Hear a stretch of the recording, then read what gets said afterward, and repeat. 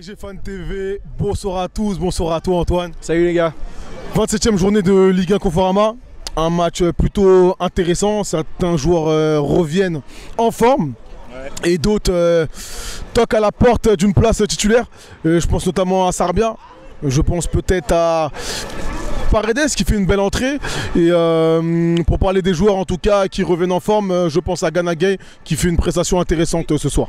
Oui c'est vrai, il n'a pas été beaucoup à son avantage ces derniers temps, donc c'est vrai que j'ai remarqué aussi qu'il avait été intéressant au milieu. De toute façon là il faut qu'on teste des choses au milieu parce que pour le match retour on n'a pas Verratti, ça va se jouer entre Gueye, Marquinhos, Paredes. Il faut qu'on ait un peu de quoi s'appuyer, mais le problème c'est que encore une fois ce soir on joue quand même un peu en marchant et on finit par gagner 4-0. Je suis pas sûr qu'on ait vraiment de... Alors on va jouer à Lyon en Coupe de France, donc là on aura un petit test quand même, mais un match comme ce soir, on peut pas dire que c'est un test pour Dortmund, donc intéressant. Il y a des choses bien. Moi la blessure de Di Maria ça me tue un peu, mais bon on va voir. De toute façon, il paraîtrait que c'est pas grand chose.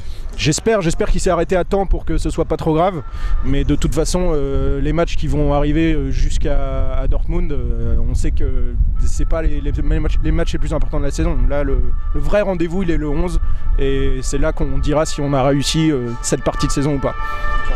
Est-ce qu'on peut faire un petit focus sur la prestation de Edinson Cavani qui dans le jeu je trouve était très intéressant. Donc voilà, dans l'entrejeu notamment.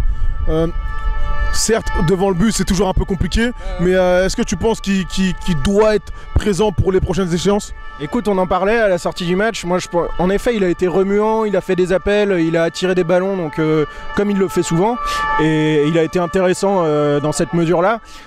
Maintenant, un attaquant de ce niveau-là, quand il a deux occasions comme il a ce soir, il doit en mettre au moins une au fond, et il le fait pas. Et en plus, pour lui, c'est encore plus cruel parce que Icardi il rentre et 5 minutes après, il plante. Donc, on se disait jusque-là plutôt avantage Cavani, peut-être qu'il avait repris le lead. Là, plutôt avantage Icardi. Peut-être qu'au match prochain, ce sera l'inverse. De toute façon, moi, je pense que ce soit l'un ou l'autre, on jouera à peu près de la même façon. C'est-à-dire que c'est Neymar et Mbappé qui vont porter le ballon. Eux, ils vont servir à tirer les défenseurs, à jouer en appui, à faire un travail de pressing sur la relance de Dortmund. Et au final, il faudra prendre le plus en forme celui qui plante sur les matchs qui précèdent Dortmund, et que ce soit l'un ou l'autre, pour moi ça fait pas une énorme différence. Moi j'ai un amour particulier pour Cavani, mais je peux pas dire que c'est lui qu'il faut mettre contre Dortmund. Pour moi, il faut voir les matchs qui viennent et choisir celui qui est le plus en forme à l'instant T.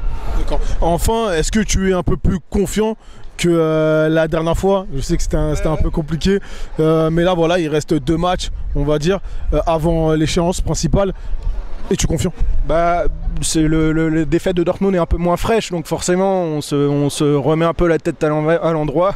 Je fais un bon lapsus. À l'endroit, on se dit, allez, on sait jamais, allons-y, voyons ce que ça peut donner.